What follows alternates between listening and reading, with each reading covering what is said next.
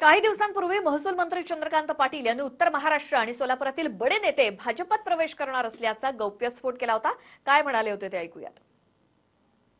मी म्हटलं की मी महाराष्ट्राच्या पार्श्वभूमीवर मुंबईत बोलत होतो की महाराष्ट्रामध्ये खूप भूकंपाचे धक्के बसायचे आहेत आणि याची सुरुवात सुजय विखेने झाली। त्याच्या आदल्या 2 दिवस आधी मदन भोसलेंची झाली।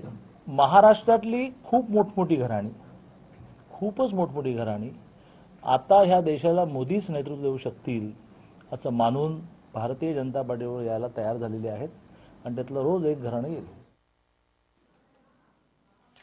चंद्रकांत पाटील यांनी काही दिवसांपूर्वी केलेलं वक्तव्य की खूप मोठा भूकंप होऊ शकतो आणि तसंच सुजय विखे पाटील यांनी केलेला भाजप प्रवेश आणि त्यानंतर आता विजयसिंह मोहिते पाटील यांचे पुत्र रणजितसिंह मोहिते पाटील हे सुद्धा आता उद्या भाजपात प्रवेश करतायत।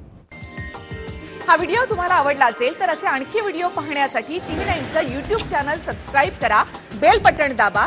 ताज्या घडामोडींसाठी लॉग ऑन करा tv9marathi.com।